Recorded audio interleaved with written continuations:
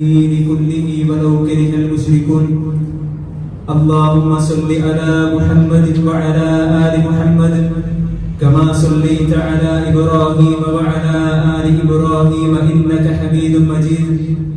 اللهم بارك على محمد وعلى آل محمد كما باركت على إبراهيم وعلى آل إبراهيم إنك حميد مجيد. أما بعد فإن خير الحديث كتاب الله وخير الهدي هدي محمد صلى الله عليه وسلم وشر الأمور محدثاتها وكل محدثة بدعة وكل بدعة ضلالة وكل ضلالة في النار. يا أيها الذين آمنوا اتقوا الله حق تقاته ولا تموتن إلا وأنتم مسلمون. يا أيها الناس اتقوا ربكم الذي خلقكم من نفس واحدة وخلق منها زوجها وبث منهما رجالا كثيرا ونساء واتقوا الله الذي تساءلون به والأرحام إن الله كان عليكم رقيبا.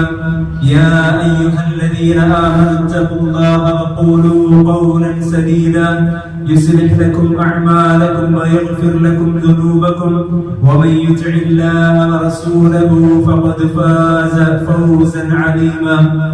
أعوذ بالله السميع العليم من الشيطان الرجيم.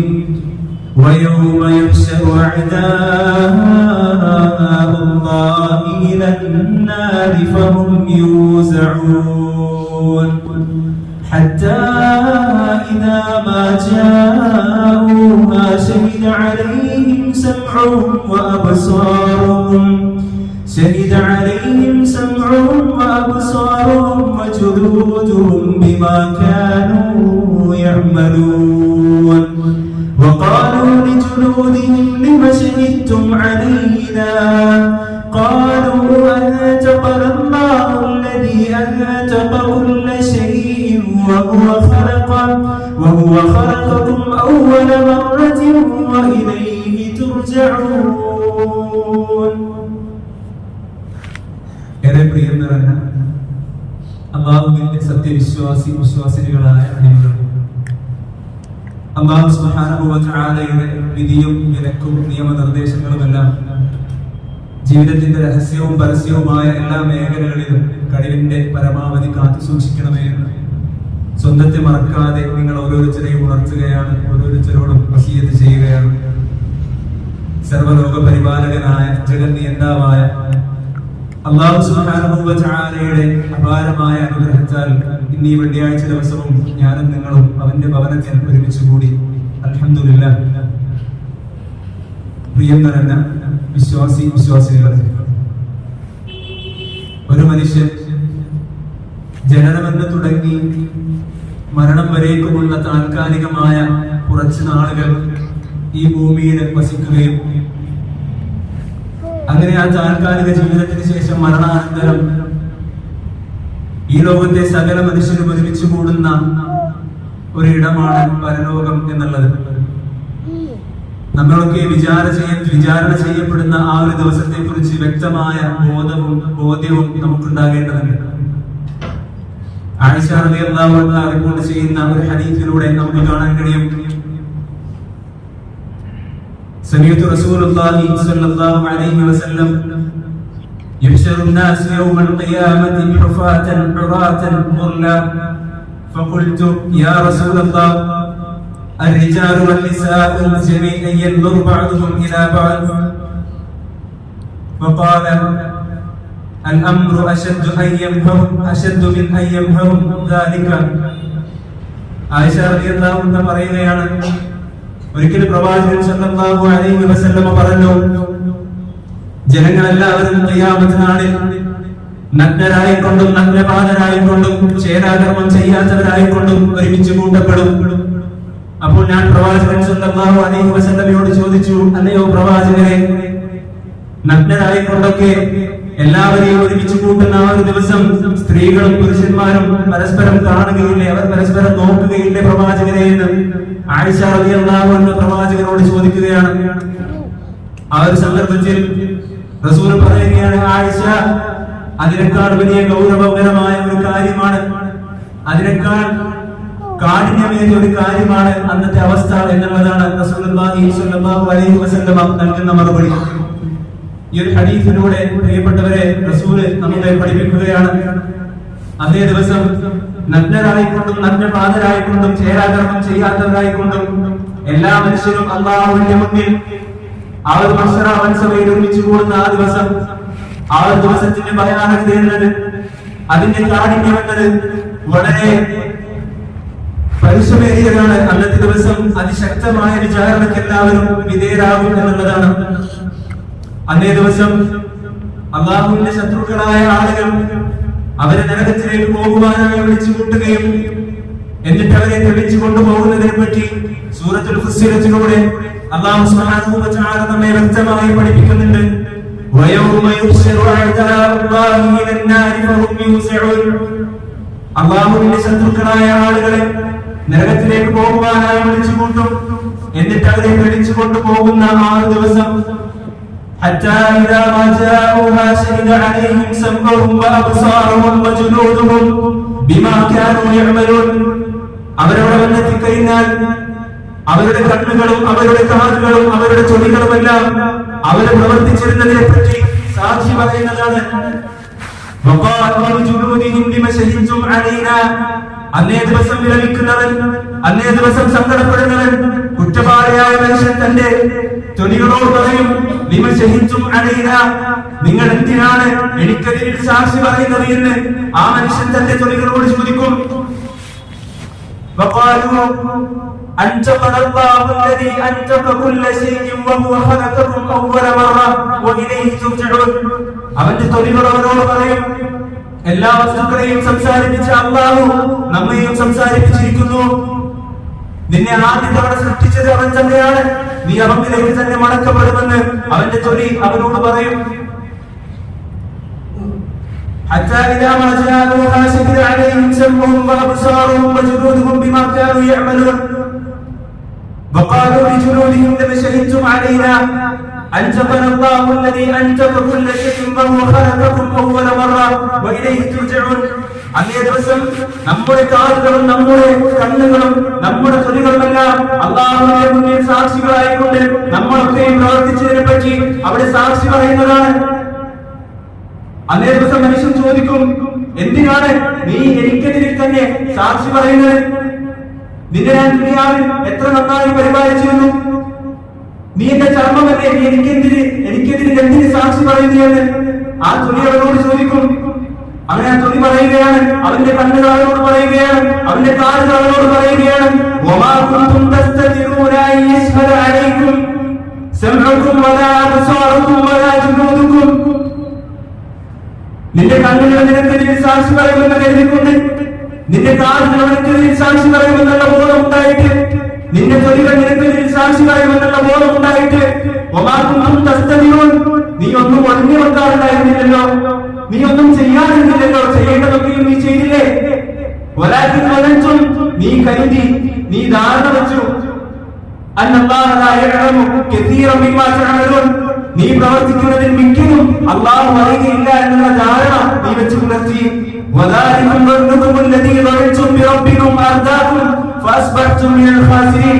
നിന്റെ റബ്ബിനെ പറ്റി നീ അത് ധാരണ വെച്ച് പുലർത്തിയത് കൊണ്ട്, അല്ലാഹു ഒന്നും അറിയുകയില്ല എന്നുള്ള ധാരണ നീ വെച്ച് പുലർത്തിയത് കൊണ്ട് നീ നഷ്ടക്കാരുടെ കൂട്ടത്തിൽ പെട്ടുപോയി എന്ന് അവന്റെ അവയവങ്ങൾ ആ മനുഷ്യനോട് പറയുമെന്നുള്ളതാണ് പ്രിയപ്പെട്ടവരെ. അന്നേ ദിവസം ഓരോ മനുഷ്യനും മനസ്സിലാക്കും, ഒരു ചെറിയ നന്മ പോലും അത് നിസ്സാരമായിരുന്നില്ല എന്ന് ഓരോരുത്തരും മനസ്സിലാക്കും. അല്ലാഹു വിശുദ്ധ ഖുർആനിലൂടെ പറയുകയാണ്, ആളുകളുടെ അവന്റെ തൂക്കം നന്മ ചെയ്താലും അവനവിടെ കാണും. അല്ലെ, എന്ന പദത്തിന് ആധുനിക അറബി ഭാഷയിൽ പരമാണു എന്നാ പറയുക, ആറ്റം. നഗ്നനേത്രങ്ങൾ കൊണ്ട് കാണാൻ സാധിക്കാത്ത, സൂക്ഷ്മദർശിനി മൂലം മൈക്രോസ്കോപ്പിന്റെ ഉപയോഗം മൂലം കാണാൻ കഴിയുന്ന ആ പരമാണുവിന്റെ വലിപ്പത്തിന്റെ അത്രയും ആരെങ്കിലും നന്മ ചെയ്താലും അത് പരലോകത്ത് കാണുമെന്ന് അല്ലാഹു സുബ്ഹാനഹു വ തആല പറയുന്നു. ആ പരമാണുവിന്റെ വലിപ്പത്തിൽ ആര് നന്മ ചെയ്താലും അവിടെ കാണുമെന്ന് അല്ലാഹു പറയുകയാണ്. അപ്പോൾ ഓരോ മനുഷ്യരും മനസ്സിലാക്കും, ഈ തിന്മ, ഈ ചെറിയ തിന്മ ഞാൻ ഒഴിവാക്കിയിരുന്നെങ്കിൽ നന്നായിരുന്നേനെ എന്ന് ഓരോ മനുഷ്യനും മനസ്സിലാക്കുന്ന ആ ഒരു സന്ദർഭം പ്രിയപ്പെട്ടവരെ, അന്ന് നരകാവകാശികളായ അവിശ്വാസികളായ ജീവിതത്തിൽ തിന്മകളൊക്കെയും ചെയ്ത മനുഷ്യരൊക്കെ ഖബറുകളിൽ നിന്ന് എഴുന്നേൽപ്പിക്കുന്ന സന്ദർഭം സൂറത്ത് യാസീനിലൂടെ വിശദീകരിക്കുന്നുണ്ട്.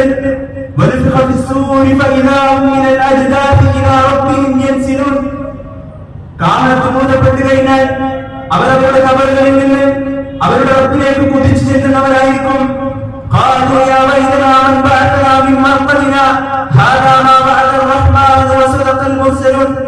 അവർ പറയും, എന്റെ നാശമേ, ആരാണ് നമ്മെ ഉറക്കത്തിൽ നിന്നും എഴുന്നേൽപ്പിച്ചത് എന്നവർ പറയും.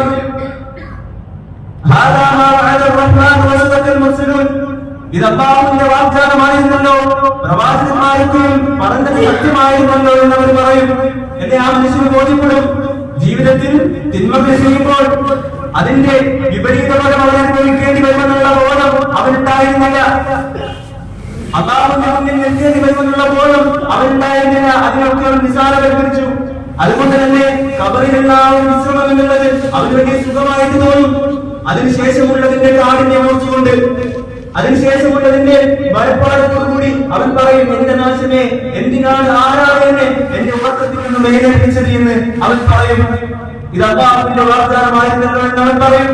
പ്രവാചകന്മാരെ മുന്നറിയിപ്പ് നൽകിയതാണല്ലോ എന്ന് അവൻ പറയും. പ്രിയപ്പെട്ടവരെ, ഈ ഒരു ഭയപ്പാടാണ് സലഫുകളായ ആളുകളെയും നേരായ മാർഗത്തിൽ നയിച്ചിരുന്നത്. ചരിത്രത്തിൽ കാണാൻ കഴിയും, ഉസ്മാൻ ഇബ്നു അഫ്ഫാൻ റളിയല്ലാഹു അൻഹുവിന്റെ ചരിത്രം എന്താണ്? കാന ഉസ്മാൻ ഇബ്നു അഫ്ഫാൻ റളിയല്ലാഹു അൻഹു ഇദാ വഖഫ അലാ ഖബരിൻ ബക ഹത്താ യബുല്ല ലഹിയതഹു. ഉസ്മാൻ ഇബ്നു അഫ്ഫാൻ റളിയല്ലാഹു അൻഹു അദ്ദേഹം ഖബറിൽ കഴിഞ്ഞാൽ, ഖബറിന്റെ അരികത്ത് എത്തിക്കഴിഞ്ഞാൽ അദ്ദേഹം തന്റെ താടി രോമങ്ങൾ നനയുമാറ് കരയാറുണ്ടായിരുന്നു. ഫഖീല, അദ്ദേഹത്തോട് ചോദിക്കപ്പെട്ടു,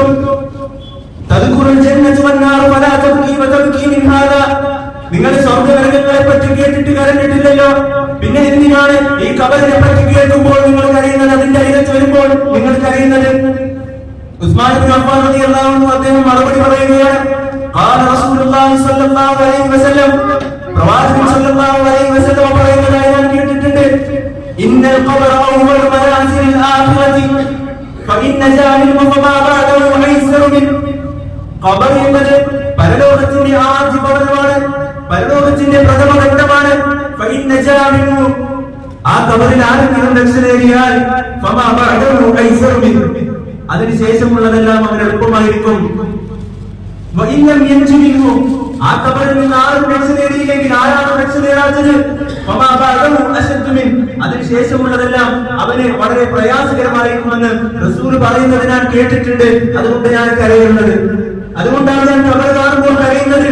എന്നിട്ട് അദ്ദേഹം കൂട്ടിച്ചേർത്തു, വീണ്ടും റസൂൽ പറഞ്ഞു, വഖീല വഖാല മാ റഅയ്തു മൻദറൻ ഖത്തു ഇല്ലാ വൽ ഖബർ അഫ്ദലു മിൻഹു. റസൂൽ പറഞ്ഞു, ഖബറിനേക്കാൾ ഭയാനകരമായ ഒരു കാഴ്ചയും ഒരിക്കലും ഞാൻ കണ്ടിട്ടില്ല, അതുകൊണ്ടാണ് ഞാൻ കരയുന്നത് എന്ന് ഉസ്മാൻ ഇബ്നു അഫ്ഫാൻ റളിയല്ലാഹു അൻഹു പറയുമ്പോൾ, പ്രിയപ്പെട്ടവരെ, നമ്മൾ മനസ്സിലാക്കണം നമ്മുടെ അവസ്ഥ എന്താണ്. ആരായിരുന്നു ഉസ്മാൻ ഇബ്നു അഫ്ഫാൻ? ഇസ്ലാമിലെ മൂന്നാമത്തെ ഖലീഫ. അബൂബക്കറിന് ശേഷം, ഉമറിന് ശേഷം ഉസ്മാൻ ഇബ്നു അഫ്ഫാൻ മൂന്നാമത്തെ ഖലീഫ. നബിയുടെ നാവിലൂടെ സ്വർഗ്ഗത്തിന്റെ അവകാശിയായി എന്ന് കേൾക്കാൻ ഭാഗ്യം ലഭിച്ച സ്വഹാബി. അദ്ദേഹമാണ് കരയുന്നത്. ഖബറിന്റെ അവസ്ഥകളെ കുറിച്ച്, ഖബറിന്റെ ഭയാനകതയെ കുറിച്ച് അദ്ദേഹം കരയുകയാണ്. പ്രിയപ്പെട്ടവരെ, അദ്ദേഹം കരയുകയാണ്. നമ്മുടെയൊക്കെ അവസ്ഥ എന്താണ്? നമ്മൾ ചെയ്ത സൽക്കർമ്മങ്ങൾ അല്ലാഹു സുബ്ഹാനഹു വ തആല സ്വീകരിച്ചിട്ടുണ്ടോ ഇല്ലയോ എന്നുള്ള ചോദ്യം നമ്മൾ ഓരോരുത്തരും ആത്മാർത്ഥമായി ചോദിക്കണം. ലാ തസൂലു ഖദമ അബ്ദിൻ യൗമൽ ഖിയാമത്തി ഹത്താ യുസ്അലു അൻ ഉംരിഹി ഫീമാ അഫ്നാഹു. അഞ്ച് കാര്യങ്ങളെ പറ്റി ചോദ്യം ചെയ്യപ്പെടാതെ ആദമിന്റെ ഒരു സന്തതിക്കും തന്റെ കാലുകൾ നാളെ ഖിയാമത്തിനാളിൽ ചലിപ്പിക്കുവാൻ സാധ്യമല്ല. റസൂൽ പറയുകയാണ്, വഅൻ ഉംരിഹി ഫീമാ അഫ്നാഹു, നിന്റെ ആയുസ് എന്തിനു വിനിയോഗിച്ചു എന്ന് ചോദ്യം ചെയ്യപ്പെടാതെ, വഅൻ ഇൽമിഹി ഫീമാ ഫഅല, നിനക്ക് ലഭിച്ച അറിവ് കൊണ്ട് നീ എന്ത് പ്രവർത്തിച്ചു എന്ന് ചോദ്യം ചെയ്യപ്പെടാതെ, വഅൻ മാലിഹി, നിന്റെ സമ്പത്ത്, മിൻ ഐന ഇക്തസബഹു, എവിടെ നിന്ന് നീ ഉണ്ടാക്കി, വഫീമാ അൻഫഖഹു, എവിടെ നീ ചിലവഴിച്ചു എന്ന് ചോദ്യം ചെയ്യാതെ, വൻ ജിസ്മിഹി ഫീമാ അബ്ലാഹു, നിന്റെ ശരീരം അത് നീ എങ്ങനെ നിർമ്മിപ്പിച്ചു കളഞ്ഞു എന്ന് ചോദ്യം ചെയ്യപ്പെടാതെ നാളെ ഒരാളും അള്ളാഹുവിന്റെ കോടതിയിൽ തന്റെ കാലുകൾ ചലിപ്പിക്കുകയില്ല എന്ന് റസൂലുള്ളാഹി സ്വല്ലല്ലാഹു അലൈഹി വസല്ലം പറയുകയാണ്. പ്രിയപ്പെട്ടവരെ, നമുക്ക് വ്യക്തമായ ബോധമുണ്ടാകണം. 20, 40, 60, 50 കൊല്ലക്കാലമൊക്കെ നമ്മൾ ഇങ്ങനെ ജീവിക്കുന്നുണ്ട്. ചുരുങ്ങിയ കാലം, അത്രയും കാലം നമുക്ക് ലഭിച്ചിട്ട് എന്താണ് നമ്മുടെ ജീവിതത്തിൽ നാം പ്രധാനമായും ചെയ്തത് എന്നുള്ള വ്യക്തമായ ബോധം നമുക്കുണ്ടാവണം. നമ്മുടെ അറിവ് കൊണ്ട് നമ്മൾ എന്ത് പ്രവർത്തിച്ചു എന്നുള്ള വ്യക്തമായ ബോധം നമുക്കുണ്ടാവണം. നമ്മൾ കെട്ടിപ്പൊക്കിയ വീടും നമ്മുടെ വീടിന്റെ മുറ്റത്ത് കിടക്കുന്ന കാറും ഇതൊക്കെ നമ്മൾ എങ്ങനെ വാങ്ങി എന്നുള്ള ബോധം, ആ പണം എങ്ങനെ ലഭിച്ചു എന്നുള്ള ബോധം നമുക്കുണ്ടാവണം. അതുപോലെ നമ്മുടെ ശരീരം അതെങ്ങനെയാണ് നമ്മൾ ഉപയോഗപ്പെടുത്തിയത് എന്നുള്ള ബോധം നമുക്കുണ്ടാവണം. മഹാനായ പ്രവാചകൻ സല്ലല്ലാഹു അലൈഹി വസല്ലമ പ്രാർത്ഥിക്കാറുണ്ടായിരുന്നു, അല്ലാഹുമ്മ ഹാസിബ്നി ഹിസാബൻ യസീറ, അല്ലാഹുവേ എനിക്ക് നീ ഒരു എളുപ്പമുള്ള വിചാരണ നൽകണേ, എന്റെ വിചാരണ നീ എളുപ്പമാക്കി തരണേ എന്ന് റസൂലുള്ളാഹി സ്വല്ലല്ലാഹു അലൈഹി വസല്ലമ പ്രാർത്ഥിക്കുകയാണ്. ആ ഒരു സന്ദർഭത്തിൽ ആയിഷ റളിയല്ലാഹു അൻഹ അത്ഭുതപ്പെട്ടു. അല്ലെ, പ്രവാചകൻ എന്തിനാ പ്രാർത്ഥിക്കുന്നത്? കഴിഞ്ഞു പോയതും വരാനിരിക്കുന്നതുമായ സകല തെറ്റുകുറ്റങ്ങളും പ്രവാചകൻ അല്ലാഹു പുറത്തു കൊടുത്തിട്ടുണ്ട്. പിന്നെ പ്രവാചകൻ എന്തായി പ്രാർത്ഥിക്കുന്നത്? അത്ഭുതപ്പെട്ട് നിൽക്കുന്ന ആയിഷയോട് റസൂലുള്ളാഹി സ്വല്ലല്ലാഹു അലൈഹി വസല്ലമ പറയുകയാണ്, മന്നൂബിസുൽ ഹിസാബ യൗമൽ ഖിയാമത്തി ഉദ്ദിബ, ഏതെങ്കിലും ഒരു മനുഷ്യനെ അല്ലാഹു അവന്റെ തലനാരിയെ വീരിക്കൊണ്ട് പരിശോധിക്കുവാൻ, അവനെ വിചാരണ ചെയ്യുവാൻ അല്ലാഹു ഉദ്ദേശിച്ചു കഴിഞ്ഞാൽ അവൻ ശിക്ഷിക്കപ്പെടുമെന്നാണ്. ആരെങ്കിലും അല്ലാഹു സൂക്ഷ്മ പരിശോധനക്കെങ്ങാനും വിധേയനാക്കിയാൽ, കഠിനമായ ഒന്ന് വിചാരണ ചെയ്യുവാൻ അവനെ വിധേയനാക്കി കഴിഞ്ഞാൽ അവൻ ശിക്ഷിക്കപ്പെടും എന്ന് റസൂലുള്ളാഹി സ്വല്ലല്ലാഹു അലൈഹി വസല്ലം. അപ്പോൾ ആ വിചാരണയിൽ നിന്നുള്ള എളുപ്പത്തിന് വേണ്ടി നമ്മളും പ്രാർത്ഥിക്കണം, അല്ലാഹുമ്മ ഹാസിബ്നി ഹിസാബൻ യസീറ. അന്നേ ദിവസം അല്ലാഹു സുബ്ഹാനഹു വ തആലയുടെ മുന്നിൽ നമ്മൾ തനിച്ചായിരിക്കും. വലദ ജിത്തുനാ വദാകമാ ഖലഖനാകും അവ്വല മറ, അല്ലാഹു സുബ്ഹാനഹു വ തആല പറയും, നിങ്ങളെ ആദ്യം സൃഷ്ടിച്ച അതേ രൂപത്തിൽ, നിങ്ങൾ ഒന്നാമതായിക്കൊണ്ട് സൃഷ്ടിച്ച അതേ രൂപത്തിൽ നിങ്ങൾ എന്റെ മുന്നിൽ തനിച്ചായി വന്നിരിക്കുന്നു, ഒറ്റയ്ക്ക് വന്നിരിക്കുന്നു എന്ന് അല്ലാഹു സുബ്ഹാനഹു വ തആല പറയും. റസൂലുള്ളാഹി സ്വല്ലല്ലാഹു അലൈഹി വസല്ലം നമ്മെ പഠിപ്പിച്ചു, നിങ്ങളിൽ ഓരോരുത്തരോടും ഒരു മറയും കൂടാതെ, ഒരു തരത്തിലുള്ള മറയുമില്ലാതെ അല്ലാഹു സുബ്ഹാനഹു വ തആല നിങ്ങൾ ഓരോരുത്തരോടും സംഭാഷണം നടത്തുന്നതാണ്. ആ ഒരു സമയത്ത് ഒരു മനുഷ്യൻ തന്റെ വലതുഭാഗത്തേക്ക് നോക്കും, സഹായത്തിന് വേണ്ടി ആരെങ്കിലും ഉണ്ട് എന്ന് തന്റെ വലതുഭാഗത്തേക്ക് ഒരു മനുഷ്യൻ നോക്കും. അപ്പോൾ അവൻ ചെയ്ത കർമ്മങ്ങളെല്ലാം, പ്രവർത്തനങ്ങളെല്ലാം അവൻ കാണുകയില്ല. അനന്തരം അവൻ ഇടതുഭാഗത്തേക്ക് നോക്കും, അപ്പോഴും അവന് വേണ്ടി സഹായത്തിനാരുമില്ല. അവിടെ എന്താണ്? അവന്റെ കർമ്മങ്ങൾ മാത്രമേ ഉള്ളൂ. അനന്തരം അവൻ മുൻഭാഗത്തേക്ക് നോക്കും, അവൻ മുന്നിലേക്ക് നോക്കും, അപ്പോൾ ഇതാ കത്തിയാളുന്ന നരകം. റസൂൽ പറയുകയാണ്, ആ കത്തിയാളുന്ന നരകത്തിൽ നിന്ന് നിങ്ങൾ രക്ഷ നേടണം. എങ്ങനെ? ഒരു കാലത്തിന്റെ ഈട് കൊടുത്തിട്ടെങ്കിലും ദാനം ചെയ്തിട്ടെങ്കിലും നിങ്ങൾ ആ നരകത്തിൽ നിന്ന് രക്ഷ നേടണമെന്ന് റസൂലുള്ളാഹി സ്വല്ലല്ലാഹു അലൈഹി വസല്ലം. പ്രിയപ്പെട്ടവരെ, അന്നേ ദിവസം അല്ലാഹു സുബ്ഹാനഹു വ തആല എല്ലാം കണ്ടറിയുന്നവനായിരിക്കും. ഇന്ന റബ്ബക ലബിൽ മിർസാദ്, എല്ലാത്തിനും അല്ലാഹു സുബ്ഹാനഹു വ തആല പതിയിരിക്കുന്നവനായിരിക്കും, എല്ലാം സാക്ഷിയായിരിക്കും. അല്ലാഹു അതിനെല്ലാം സാക്ഷിയായിരിക്കും. അന്നേ ദിവസം തൗഹീദില്ലാത്ത ഒരാൾക്ക് രക്ഷയില്ല എന്നതാണ് നമ്മൾ മനസ്സിലാക്കണം. നമ്മുടെ ജീവിതത്തിന്റെ ഏതെങ്കിലും ഒരു മേഖലകളിൽ ശിർക്ക് ചെയ്യുന്നവരായി നമ്മൾ മാറിയിട്ടുണ്ടെങ്കിൽ പശ്ചാത്തലിച്ചുകൊണ്ട് മടങ്ങുവാൻ, മരണത്തിന് മുമ്പ് പശ്ചാത്തലിച്ചുകൊണ്ട് മടങ്ങുവാൻ, ആ ചെയ്ത തെറ്റിൽ മരണം വരെ പശ്ചാത്തലിച്ചുകൊണ്ടിരിക്കുവാൻ നമുക്ക് സാധിക്കേണ്ടതുണ്ട്. അല്ലേ? ശിർക്ക് ചെയ്തൊരു മനുഷ്യന്റെ അവസ്ഥ എന്താണ്? വമൻ യുശ്രിക് ബില്ലാഹ് ഫഖദ് ഹറമ അല്ലാഹു അലൈഹിൽ ജന്ന, ആരാണോ അല്ലാഹുവിൽ പങ്കു ചേർത്തുകൊണ്ട് മരിച്ചത്, ഫഖദ് ഹറമ അല്ലാഹു അലൈഹിൽ ജന്ന, അവൻ അല്ലാഹു സ്വർഗ്ഗം നിഷിദ്ധമാക്കി. വമഅവാഹു നാർ, അവന്റെ സങ്കേതം കത്തിയാർന്ന നരകമാണ് എന്നതാണ്. പ്രിയപ്പെട്ടവരെ, അല്ലാഹുവിന്റെ പ്രവാചകൻ സല്ലല്ലാഹു അലൈഹി വസല്ലം പോലും താക്കീത് നൽകപ്പെട്ട വിഷയമാണ് ശിർക്ക് എന്നുള്ളത്. വലഖദ് ഊഹിയ ഇലൈക വഇല അല്ലദീന മിൻ ഖബ്ലിക ലഇൻ അശ്റക്ത ലയഹ്ബതുന്ന അമലുക വലതകൂനന്ന മിനൽ ഖാസിരീൻ. പ്രവാചകനെ, നീ എങ്ങാനും ശിർക്ക് ചെയ്യുന്ന പക്ഷം നീ ചെയ്ത എല്ലാ സൽക്കർമ്മങ്ങളും അത് പൊടിഞ്ഞു പോകുന്നതാണ് എന്ന് റസൂലുള്ളാഹി സ്വല്ലല്ലാഹു അലൈഹി വസല്ലമയോട് അല്ലാഹു പറയുകയാണ് ഖുർആനിലൂടെ. അപ്പോൾ പ്രിയപ്പെട്ടവരെ, ശിർക്ക് വന്നു പോയിട്ടുണ്ടെങ്കിൽ പശ്ചാത്തലിച്ച് മടങ്ങുക. മരണം വരെ അല്ലാഹുവോട് ഇസ്തിഗ്ഫാർ ചെയ്യേണ്ടതുണ്ട്. നമ്മൾ ചെയ്യുന്ന ഓരോ പ്രവർത്തനങ്ങളും, ദുനിയാവിൽ പറയുന്ന ഓരോ വാക്കുകൾ പോലും പ്രിയപ്പെട്ടവരെ പ്രിയപ്പെട്ടവരെ, അതിനൊക്കെയും രേഖകളുണ്ട്.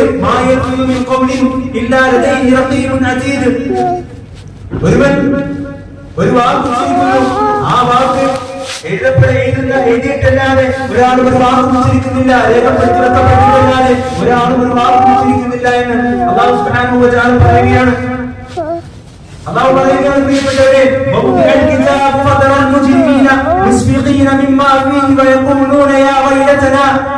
ما لهذا الكتاب لا يغادر صغيرة ولا كبيرة إلا أحصاها ووجدوا ما عملوا حاضرا ولا يظلم ربك أحدا. അല്ലേ, നമ്മളൊക്കെയും എല്ലാ വെള്ളിയാഴ്ചയും പാരായണം ചെയ്യുന്ന സൂറത്തുൽ കഹ്ഫിലെ ആയത്താണ്. എന്താണ് ഖൗലുൽ കിതാബ്? അന്നേ ദിവസം രേഖകൾ വെക്കപ്പെടും. വതറൽ മുജ്രിമീന മുശ്ഫിഖീന മിമ്മാ ഫീ. അന്നേ ദിവസം നിങ്ങൾക്ക് കാണാം കുറ്റവാളികളായ മനുഷ്യർ അവർ ആ രേഖകളിലുള്ളതിനെ കുറിച്ച്, ആ രേഖയിലുള്ളതിനെ കുറിച്ച് അവർ ഭയപ്പാടുകളായിരിക്കും. അവർ പറയും, നമ്മുടെ നാശമേ,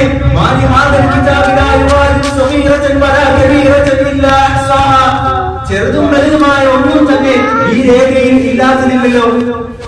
എന്തൊരു ഗ്രന്ഥമാണിത്, ചെറുതും വലുതുമായ ഒന്നും തന്നെ അതിന് രേഖപ്പെടുത്താതെ പോയിട്ടില്ലല്ലോ എന്ന് ഓരോ കുറ്റവാളിയായ മനുഷ്യനും ജീവിതത്തിൽ തിന്മകൾ ചെയ്ത മനുഷ്യനും പറയുമെന്നതാണ്. അവൻ ചെയ്ത എല്ലാ പ്രവർത്തനങ്ങളും അവിടെ ഹാജരാക്കപ്പെടും. അല്ലാഹു ഒരാളോടും അനീതി കാണിക്കുകയില്ല, അല്ലാഹു ഒരാളോടും അനീതി കാണിക്കുകയില്ല എന്നതാണ് പ്രിയപ്പെട്ടവരെ. അന്നേ ദിവസം തന്റെ ഏടുകൾ, തന്റെ രേഖകൾ ആരുടെ വലത് കൈയിലാണോ ലഭിക്കുന്നത്, അവൻ ലഘുവായ ഒരു വിചാരണക്ക് മാത്രം വിധേയനാവുകയുള്ളൂ. ലഘുവായ ഒരു വിചാരണയാണ് ഉണ്ടാവുള്ളൂ.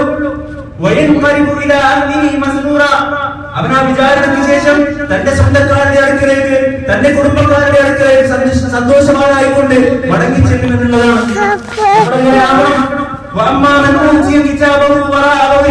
അന്നേ ദിവസം തന്റെ പുറംഭാഗത്തുകൂടി, ആർക്കാണോ തന്റെ പുറംഭാഗത്തുകൂടി തന്റെ ഏടുകൾ ലഭിക്കുന്നത്, അവൻ എന്റെ നാശമേ എന്ന് വിളിച്ചുകൊണ്ട് വാഴ്ത്തുകയും അവരെങ്ങനെ വിളിച്ചു കരയും.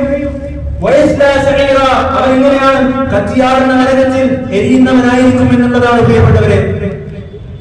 അന്നേ ദിവസം വിചാരണ നിലവിൽ വരുന്ന ദിവസം വലത് കൈയിൽ ഏടുകൾ ഏറ്റുവാങ്ങുന്ന ആളുകളാണ് നമ്മൾ മാറണം. ജീവിതത്തിൽ കഠിനാധ്വാനം ചെയ്യണം, മനസ്സിന്റെ ഇച്ഛകളെ മാറ്റിവെക്കണം, അല്ലാഹുവിന്റെ പ്രീതിക്ക് വേണ്ടി ജീവിക്കണം, സ്വർഗമായിരിക്കണം ലക്ഷ്യം, നരകത്തിൽ നിന്നും രക്ഷ നേടണം പ്രിയപ്പെട്ടവരെ. അത്തരത്തിൽ സൽക്കർമ്മങ്ങളൊക്കെയും ചെയ്ത് ജീവിക്കുക.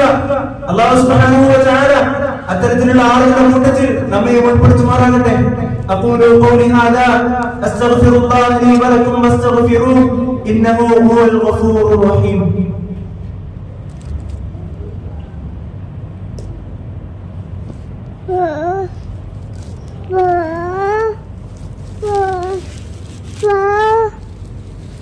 الحمد لله وحده الصلاة والسلام على من لا نبي بعده وعلى آله وصحبه أجمعين أما بعد.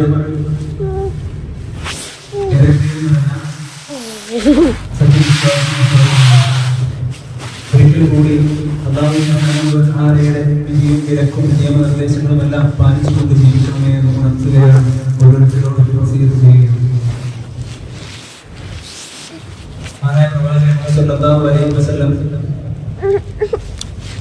മക്കയിൽ നിന്നും മദീനയിലേക്ക് ഹിജ്റ പോയ സമയത്ത് അവിടെയുള്ള ആളുകൾ 2 ദിവസങ്ങൾ, ആ 2 ദിവസം അവര് കളിച്ചിരുന്നു, ആഘോഷമാക്കിയിരുന്നു എന്നുള്ളതാണ്. അങ്ങനെ പ്രവാചകൻ സ്വല്ലല്ലാഹു അലൈഹി വസല്ലം അവരോട് ചോദിച്ചു, എന്താണ് ഈ 2 ദിവസം? അവർ പറഞ്ഞു, പ്രവാചകരെ, ഇസ്ലാം കടന്നു വരുന്നതിന് മുൻപ് ജാഹിലിയ്യ കാലത്ത് നമ്മൾ കളിച്ചിരുന്ന 2 ദിവസങ്ങളാണ്, ആഘോഷമാക്കിയിരുന്ന 2 ദിവസങ്ങളാണ്. റസൂലുള്ളാഹി സ്വല്ലല്ലാഹു അലൈഹി വസല്ലം അവരെ തിരുത്തുകയാണ്, നിങ്ങൾ ഈ 2 ദിവസത്തിന് പകരം അല്ലാഹു സുബ്ഹാനഹു വ തആല നിങ്ങൾക്ക് ഉത്തമമായ 2 ആഘോഷങ്ങൾ നൽകിയിരിക്കുന്നു എന്നവരോട് പറയുകയാണ്. ഒന്ന് ഈദുൽ ഫിത്റും മറ്റൊന്ന് ഈദുൽ അദ്ഹയും. ഈ ഹദീസിലൂടെ നമ്മൾ മനസ്സിലാക്കേണ്ടത്, മുസ്ലിമീങ്ങളെ സംബന്ധിച്ചിടത്തോളം അവർക്ക് എന്താണ് 2 ആഘോഷങ്ങൾ മാത്രമേ ഉള്ളൂ. അതേതൊക്കെ? ഈദുൽ ഫിത്ർ, ഈദുൽ അദ്ഹ, ചെറിയ പെരുന്നാളും അതുപോലെ വലിയ ബലിപെരുന്നാളും. ഇത് പറയുവാനുള്ള കാരണം, നാളെ അതല്ലെങ്കിൽ 1-2 ദിവസം കഴിഞ്ഞാൽ നമ്മുടെ മുസ്ലിം സമുദായത്തിൽപ്പെട്ട ഒരുപാട് ആളുകൾ ആഘോഷമാക്കാനിരിക്കുന്ന ഒരു ദിവസം കടന്നവരാണല്ലേ. 2023 കഴിഞ്ഞു, 2024 ആരംഭിക്കുകയാണ്. അപ്പോ ന്യൂ ഇയർ ആഘോഷിക്കാം, അതല്ലെങ്കിൽ കാർണിവലിലേക്ക് കടന്നു ചെല്ലാം, കൊച്ചിൻ കാർണിവലൊന്ന് കാണാൻ പോകണം. അതുപോലെ സ്റ്റാറ്റസുകളിലൊക്കെയും പുതുവത്സരാശംസകൾ നേരണം എന്ന് കരുതി നിൽക്കുന്ന ആളുകൾ ഉണ്ടാകും. പ്രിയപ്പെട്ടവർ മനസ്സിലാക്കേണ്ടത്, അല്ലാഹു സുബ്ഹാനഹു വ തആലയെ റബ്ബായി തൃപ്തിപ്പെടുന്ന, ഇസ്ലാമിനെ ദീനായി തൃപ്തിപ്പെടുന്ന, മുഹമ്മദ് നബി സല്ലല്ലാഹു അലൈഹി വസല്ലമയെ നബിയായി തൃപ്തിപ്പെടുന്ന മുസ്ലിമിന് ഈ ഒരു പണി ചേർന്നതല്ല എന്നുള്ളതാണ്. കാരണം അള്ളാഹു പറഞ്ഞെടുത്ത് അള്ളാഹു പറഞ്ഞതെന്തോ നബി സല്ലല്ലാഹു അലൈഹി വസല്ലമ പഠിപ്പിച്ചതെന്തോ അതാണ് ദീൻ. അതല്ലാതെ നമ്മൾ ചെയ്യുന്നതെല്ലാം ദീനാവുകയില്ല. അതുകൊണ്ട് തന്നെ ഇത്തരം ആഘോഷങ്ങളിൽ നിന്ന്, ഇത്തരം അനാചാരങ്ങളിൽ നിന്നൊക്കെ വിട്ടു നിൽക്കേണ്ടത് നമ്മുടെ ബാധ്യതയാണ്. ഓരോ വർഷവും കടന്നു വരുമ്പോൾ ആഘോഷിക്കുന്നതിന് പകരം ഓരോ വർഷവും നമ്മളിൽ നിന്ന് കഴിഞ്ഞു പോവുകയാണ് എന്നുള്ള ചിന്തയാണ് ഒരു മുസ്ലിമിന്റെ മനസ്സിൽ വരേണ്ടത്. ഓരോ ദിവസവും ഇതിൽ നിന്നും കുറഞ്ഞു പോവുകയാണല്ലോ, ഞാൻ മരണത്തോട് അടുക്കുകയാണല്ലോ എന്നുള്ള ചിന്തയാണ് നമ്മുടെ മനസ്സിൽ കടന്നു വരേണ്ടത്. ഓരോ വർഷമെന്നല്ല, ഓരോ ദിവസവും ഓരോ നിമിഷങ്ങളും നമ്മളിൽ നിന്ന് കഴിഞ്ഞു പോകുകയാണല്ലോ എന്നുള്ള ചിന്ത നമുക്കുണ്ടാവണം. അങ്ങനെ പ്രവർത്തനങ്ങളെ നന്നാക്കുവാൻ നമുക്ക് സാധിക്കണം. പ്രവാചകൻ സല്ലല്ലാഹു അലൈഹി വസല്ലം പറഞ്ഞു, മൻ ത്വാല അംറുഹു വഹസന അമലുഹു തൂബാ ലിമൻ ത്വാല അംറുഹു വഹസന അമലുഹു. ആയുസ് ദീർഘിച്ചു കിട്ടുകയും അങ്ങനെ സൽക്കർമ്മം ചെയ്യുകയും ചെയ്ത ആളുകൾക്ക് മംഗളം, അവർക്ക് സന്തോഷ വാർത്ത എന്ന് റസൂൽ അറിയിക്കുകയാണ്. പ്രിയപ്പെട്ടവരെ, അപ്പോ ഓരോ വർഷവും കടന്നു വരുമ്പോൾ അതിനെ ആഘോഷമാക്കാതെ നമ്മളിൽ നിന്ന് കഴിഞ്ഞു പോകുന്ന ഒരു വർഷത്തിന്റെ ആ ഒരു വില മനസ്സിലാക്കിക്കൊണ്ട് നമ്മളൊക്കെ ഈ മരണത്തോട് ഇങ്ങനെ അടുത്തുകൊണ്ടിരിക്കുകയാണെന്നുള്ള ആ ഒരു ബോധത്തോടു കൂടി പ്രവർത്തനങ്ങൾ നന്നാക്കി ജീവിക്കുന്നവരാകണം. അല്ലാഹു സുബ്ഹാനഹു വ തആല ഇത്തരത്തിലുള്ള ആഘോഷങ്ങളിൽ നിന്നും അനാചാരങ്ങളിൽ നിന്നുമൊക്കെ നമ്മെ മുസ്ലിം സമുദായത്തെയും എല്ലാം കാത്തുരക്ഷിക്കുമാറാകട്ടെ. പ്രിയപ്പെട്ടവരെ, കഴിഞ്ഞ കുറച്ച് ദിവസങ്ങളായിട്ട് നമ്മൾ കേൾക്കുന്ന വാർത്തകളല്ലേ, 3 ആഴ്ചകൾക്ക് മുൻപ് നമ്മൾ കേട്ടു, എന്താണ്, കരുനാഗപ്പള്ളിയില് ഒരു യുവതിയായ ഡോക്ടർ ആത്മഹത്യ ചെയ്ത വാർത്ത നമ്മൾ കേട്ടു. അവിടെ സ്ത്രീധനം ഒരു വിഷയമായി മാറി എന്നുള്ളതാണ് അല്ലെ. ആ യുവാവിന്റെ വീട്ടുകാരും ഇത്ര തുക സ്ത്രീധനമായി വേണം എന്നാവശ്യപ്പെടുകയും ആ ഒരു വിഷമത്താൽ ആ യുവതി ആത്മഹത്യ ചെയ്യുകയും ചെയ്യണം. ഈ കഴിഞ്ഞ ചൊവ്വാഴ്ച തിരുവനന്തപുരം ജില്ലയിലെ തിരുവല്ലത്ത് 22 വയസ്സുള്ള മുസ്ലിം സമുദായത്തിൽപ്പെട്ട പെൺകുട്ടി അവിടെ എന്ത് ചെയ്യാണ്, ആത്മഹത്യ ചെയ്യാണ്. എന്താണ്, ഭർത്താവിന്റെ വീട്ടുകാരിൽ നിന്നുള്ള ഉപദ്രവം, ഭർത്താവിന്റെ വീട്ടുകാരിൽ നിന്നുള്ള ശകാരങ്ങളൊന്നും സഹിക്കവയ്യാതെ തന്റെ വീട്ടിൽ മാറി നിൽക്കുകയായിരുന്ന ആ യുവതി മനപ്രയാസം കൊണ്ട് ആത്മഹത്യ ചെയ്യുന്നു. ഈ 2 വിഷയങ്ങൾ നമ്മൾ എടുത്തു നോക്കിക്കഴിഞ്ഞാൽ ഇതിലൊക്കെയും എന്താണ് പ്രധാനമായും കടന്നു വരുന്ന വിഷയങ്ങൾ എന്നുള്ളത്, 1 സ്ത്രീധനം, 2 ഭർത്താവിന്റെ വീട്ടിൽ നിന്നും ഭർത്താവിന്റെ ഉമ്മയിൽ നിന്നും ഏൽക്കുന്ന, ഭർത്താവിന്റെ വാപ്പയിൽ നിന്നും ഏൽക്കുന്ന ശകാരങ്ങൾ, അവരുടെ വഴക്കുപറച്ചിലുകൾ, അവരുടെ ഉപദ്രവങ്ങൾ, 3 എന്നുള്ളത് ഇവർ 2 ആളുകളും ആത്മഹത്യ ചെയ്തതാണ് എന്നുള്ളതാണ്. 4ാമത്തേത് ഇവരൊക്കെയും മുസ്ലിമീങ്ങളായിരുന്നു. ഇവർക്ക് വേണ്ടതായ, ഇവരെ പഠിക്കേണ്ടതായ കാര്യങ്ങൾ പഠിച്ചില്ല, അതല്ലെങ്കിൽ അവർ ജീവിതത്തിൽ പകർത്തിയില്ല. സ്ത്രീധനം എന്നുള്ളത് പലപ്പോഴും മുസ്ലിം സമുദായത്തിലെ ആളുകൾ പോലും അവർ പറയും, ഞാൻ സ്ത്രീധനമൊന്നും നമ്മൾ എന്ത് ചെയ്യുന്ന ആഗ്രഹിക്കുന്നില്ല, അത് കൊടുക്കാനും നമ്മൾ ആഗ്രഹിക്കുന്നില്ല. പലപ്പോഴും നമ്മുടെ മക്കളൊക്കെ കെട്ടിച്ചു വിടുമ്പോൾ അവർ നിക്കാഹ് ചെയ്ത് വിടുന്ന ഒരു സമയത്ത് നമ്മുടെ കയ്യിലില്ലാത്ത പണം ഉണ്ടാക്കി നമ്മുടെ മകൾക്ക് സ്വർണം വാങ്ങിച്ചു കൊടുക്കുമ്പോൾ നമ്മുടെ മനസ്സിലൊരു പേടിയാണ്, ഇതെങ്ങാനും കുറഞ്ഞു പോയി കഴിഞ്ഞാൽ അവിടെ ചെല്ലുമ്പോ ഇതിന്റേതായ പ്രയാസം അവൾക്ക് നേരിടുമോ എന്നുള്ള പേടി മുസ്ലിം സമുദായത്തിൽപ്പെട്ട പാപ്പമാർക്കും ഉമ്മമാർക്കും ഉണ്ട് എന്നുള്ളതാണ്. സ്ത്രീധനമല്ല, സ്ത്രീധനം അവർക്ക് വേണ്ട എന്ന് പറഞ്ഞാൽ പോലും പലപ്പോഴും സ്ത്രീധനം ആയിക്കൊണ്ട് തന്നെ നമ്മൾ കൊടുക്കുന്ന ഒരു രീതിയാണ് അല്ലെ. 30 പവനും 40 പവനൊക്കെ ഇല്ലാത്ത പണം ഉണ്ടാക്കി ചോര നീരാക്കി ഓരോരുത്തർ കൊടുക്കണം. കാരണം എന്താ, ആ വീട്ടിൽ ചെന്ന് കഴിഞ്ഞാൽ വേണ്ട എന്ന് പറയുന്ന ആളുകൾ പോലും, സ്ത്രീധനം വാങ്ങൂല എന്ന് പറയുന്ന ആളുകൾ പോലും അത് കൊടുത്തില്ലായെന്നുണ്ടെങ്കിൽ ആ മുസ്ലിം സമുദായത്തിൽപ്പെട്ട ഉമ്മയും ഉപ്പയും ഒക്കെ അതിന്റേതായ കുറവുകളും അതിനോടുള്ള ദേഷ്യവും ഒക്കെ കാണിക്കുമെന്നുള്ള ഉറപ്പായ കാര്യം ഓരോരുത്തർക്കും അറിയാവുന്നത് കൊണ്ടാണ്. നമ്മൾ മനസ്സിലാക്കണം, ഈ സ്ത്രീധനം എന്നുള്ള വിപത്ത് അത് കൊടുക്കുവാനോ വാങ്ങുവാനോ ഈ പള്ളിയിൽ ഇരിക്കുന്ന നമ്മുടെ ഉപ്പമാര് അതിനെ ഒന്നും പ്രോത്സാഹിപ്പിക്കരുത്. അതിനോടൊരു ആഗ്രഹം പോലും നമ്മുടെ മനസ്സിൽ ഉണ്ടാകരുത് എന്നതാണ്. നമ്മോട് ചോദിക്കും, നമ്മൾ എങ്ങനെ സമ്പാദിച്ചു, അതെങ്ങനെ ചെലവഴിച്ചു എന്ന് ചോദിക്കും. നമുക്ക് പറയാൻ കഴിയണം, എന്റെ വീട് പണിതത് എന്റെ മകൻ കെട്ടിക്കൊണ്ടുവന്ന പെണ്ണിന്റെ മേത്തുള്ള സ്വർണം കൊണ്ടല്ല എന്ന് നമുക്ക് പറയാൻ കഴിയണം. നമ്മുടെ കാർ വാങ്ങിയത് അവരുടെ സ്വർണത്തിന്റെ വീതം വെച്ചിട്ട് ഞാൻ കാർ വാങ്ങിയതെന്ന് പറയാൻ നമുക്ക് കഴിയണം. ഞാൻ പ്രവാസ ലോകത്തേക്ക് പോയത് അവരുടെ സ്വർണം കൊണ്ടല്ല എന്ന് പറയുവാൻ നമുക്ക് കഴിയണം. പ്രിയപ്പെട്ടവരെ, സ്ത്രീധനം എന്ന അനാചാരത്തെ ഇസ്ലാം എതിർക്കുകയാണ് ചെയ്യുന്നത്. മറിച്ച് സ്ത്രീയാണ് ധനം, സ്ത്രീയാണ് അവളാണ് മൂല്യമുള്ളത് എന്ന് പഠിപ്പിക്കുകയാണ് ഇസ്ലാം ചെയ്യുന്നത്. രണ്ടാമത്തേത് ഭർത്താവിന്റെ വീട്ടുകാർ ചെയ്യുന്ന ഉപദ്രവങ്ങൾ, ദേഹോപദ്രവങ്ങൾ. ഒരു പെൺകുട്ടി കടന്നു ചെല്ലുമ്പോൾ അവർക്ക് പലതരത്തിലുള്ള കുറവുകൾ ഉണ്ടാവും. 21 വയസ്സുള്ള പെൺകുട്ടി, 22 വയസ്സുള്ള പെൺകുട്ടിക്ക് പല കാര്യങ്ങളും അവരുണ്ടാവുകയില്ല. ഒരുപാട് പോരായ്മകൾ അവർക്കുണ്ടാവും, ഒരുപാട് തെറ്റുകൾ അവരുടെ ഭാഗത്തുണ്ടാവും. ഈ തെറ്റുകളും കുറവുള്ള പെൺകുട്ടി ആ വീട്ടിലേക്ക് കടന്നു ചെല്ലുമ്പോൾ യുവാവിന്റെ ഉമ്മ കരുതാൻ ഇവിടെ തികഞ്ഞവളല്ല, ഇവർക്ക് കുറെ പോരായ്മകളുണ്ട്, ഇവർക്ക് കുറെ കുറ്റങ്ങളുണ്ട് എന്ന് മറ്റുള്ള ആളുകളോട് പറയുകയും അതൊക്കെയും വലിയ പ്രശ്നത്തിലേക്ക് ചെന്നെത്തുകയും എന്തിനേറെ ഇവര് രണ്ടുപേരും പിരിവാനുള്ള കാരണമായത് മാറുകയും ചെയ്യാണ്. പ്രിയപ്പെട്ട ഉമ്മമാരും മനസ്സിലാക്കേണ്ടത്, നമ്മുടെ മക്കളെ പോലെ നമ്മൾ സ്നേഹിക്കാൻ നമുക്ക് കഴിയണം. പലരും പറയുന്ന കാര്യം, അവിടെ വന്നപ്പോൾ എന്നോട് സ്നേഹം കാണിച്ചു, അവിടെ വന്നപ്പോൾ എന്നോട് അവിടെ എന്റെ ഉമ്മയെ പോലെ അവിടെ കണ്ടില്ല, അതുകൊണ്ട് ഞാൻ അവിടെ മകളെ പോലെ കാണുകയില്ല എന്ന് പല മാതാപിതാക്കളും പറയുന്നുണ്ട്. എല്ലാം ഒരു ദിവസം പാകത്തിനാവുമെന്ന ചിന്തയാണ് അല്ലാഹുവിന്റെ പ്രതിഫലം ആഗ്രഹിച്ചുകൊണ്ട് പൊരുത്തപ്പെട്ടും സ്നേഹത്തോടും കൂടിയും ജീവിക്കുക എന്നുള്ളതാണ് എന്റെ ഉമ്മമാരോട് പറയുവാനുള്ളത്. മൂന്നാമത്തെ വിഷയം ആത്മഹത്യ. ആത്മഹത്യ ഒരിക്കലും ഒന്നിനും പരിഹാരമല്ല എന്ന് ഇസ്ലാം ആവർത്തിച്ച് പറയുകയാണ്. പ്രിയപ്പെട്ടവരെ, ആത്മഹത്യ ചെയ്തവനുള്ള ശിക്ഷ എന്താണ്? അവൻ എങ്ങനെയാണോ ആത്മഹത്യ ചെയ്തത് അതേ രൂപത്തിൽ നാളെ നരകത്തിൽ അവരിങ്ങനെ ആവർത്തിച്ചു കൊണ്ടിരിക്കും. തൂങ്ങി മരിച്ചവൻ വീണ്ടും മരിക്കുകയും ജീവൻ നൽകുകയും വീണ്ടും അവൻ തൂങ്ങി മരിക്കുകയും ചെയ്യും. അപ്പോ ആത്മഹത്യ ഒന്നും പരിഹാരമല്ല. നാലാമത്തെ വിഷയം, ഇവർക്ക് മുസ്ലിമീങ്ങളായിരുന്നു, അവർക്ക് നഷ്ടപ്പെട്ടു പോയതെന്താ? അവര് ദീനിനെ മനസ്സിലാക്കിയില്ല, ദീനിനെ മുറുകെ പിടിച്ചില്ല. മാതാപിതാക്കൾ നമ്മുടെ മക്കൾക്ക്, നമ്മുടെ പെൺമക്കൾക്ക്, നമ്മുടെ ആൺമക്കൾക്ക്, നമ്മുടെ ഭാര്യമാർക്ക്, നമ്മുടെ സഹോദരങ്ങൾക്ക് നമ്മൾ ആദ്യം കൊടുക്കേണ്ടത് ദീനിയായ വിദ്യാഭ്യാസമാണ്. മറ്റെന്ത് പഠനമുണ്ടായിട്ടും ദീനിയായ വിദ്യാഭ്യാസം കൊടുക്കുവാൻ മറന്നുപോയി കഴിഞ്ഞാൽ ജീവിതത്തിൽ ഒരുപാട് പ്രതിസന്ധികൾ വരുന്ന ഘട്ടമുണ്ടാകും. ജീവിതത്തിൽ ഒരുപാട് പ്രയാസങ്ങൾ കടന്നു വരും. അത്തരം സന്ദർഭങ്ങളിൽ തെറ്റിപ്പോകുന്ന മനസ്സുകളെ പിടിച്ചു നിർത്തണമെങ്കിൽ ദീനുണ്ടാവണം, ദീൻ പഠിക്കണം. കേവലം കൊലപാതകത്തിനോ ആത്മഹത്യക്കോ മാത്രം പരിഹാരമുള്ളതല്ല, മറിച്ച് ജനനം മുതൽ, മനുഷ്യന്റെ ജനനം മുതൽ മരണം വരെ, കബറിലേക്ക് എത്തുന്നത് വരെയുള്ള എല്ലാ പ്രശ്നങ്ങൾക്കും അവർ പരിഹാരമാണ് അല്ലാഹുവിന്റെ ദീനി എന്നുള്ളത്. അതുകൊണ്ട് നമ്മുടെ മക്കൾക്ക് ദീനിയായ പഠനം നമ്മൾ നൽകണം. നിർബന്ധമായും നമ്മുടെ ഭാര്യ അതിനെപ്പറ്റിയുള്ള വിവരം നമ്മൾ പറഞ്ഞു കൊടുക്കണം. ഒരാഴ്ചയിൽ പള്ളിയിൽ നടക്കുന്ന ഖുതുബയിലേക്ക് നമ്മുടെ പെൺമക്കളെ, ആൺമക്കളെ, ഭാര്യയൊക്കെ നമ്മൾ നിർബന്ധമായും കൊണ്ടുവരണം. ഒരാഴ്ചയെങ്കിൽ ഒരു ഖുതുബയെങ്കിലും കേൾക്കണമെന്ന് നമ്മൾ വാശി പിടിക്കണം. കാരണം ഇതിലൂടെ കിട്ടുന്ന അറിവുകളൊക്കെ മൂല്യവത്താണ് പ്രിയപ്പെട്ടവരെ. അവര് ദീൻ പഠിക്കണം എന്നുള്ളതാണ്. അങ്ങനെ ദീൻ പഠിച്ച നമ്മുടെ മക്കള് ഒരു ആത്മഹത്യക്കും മുതിരൂല. ഇക്കഴിഞ്ഞ ദിവസം ഇന്നലെ ഒരമ്മ തന്നെ പിഞ്ചു കുഞ്ഞിനെ, നവജാത ശിശുവിനെ, 36 ദിവസം പ്രായമുള്ള ഒരു കുട്ടിയെ കിണറ്റിലേക്ക് വലിച്ചെറിയുന്നു. കാരണം എന്താ? അമ്മക്ക് മാനസികമായ സംഘർഷങ്ങളുണ്ട്. രണ്ടാമത്തെ കാര്യം, സാമ്പത്തികമായി കുറച്ച് പിന്നിലോട്ടാണ്. അതുകൊണ്ട് കുട്ടിക്ക് രോഗമാണ്, പോയി അതുകൊണ്ട് ചികിത്സിക്കാൻ പൈസ ഇല്ല. അതുകൊണ്ട് 36 ദിവസം പ്രായമുള്ള കുട്ടിയെ കിണറ്റിലേക്ക് തന്റെ അമ്മ വലിച്ചെറിയാണ്. പ്രിയപ്പെട്ടവർ മനസ്സിലാക്കേണ്ടത്, കുഞ്ഞുങ്ങളെ കൊല്ലുക എന്നുള്ളത് ജാഹിലിയ്യ കാലത്ത് നിലനിന്നിരുന്നു. അവിടേക്കാണ് റസൂലുള്ളാഹി സ്വല്ലല്ലാഹു അലൈഹി വസല്ലം കടന്നു വരുന്നത്.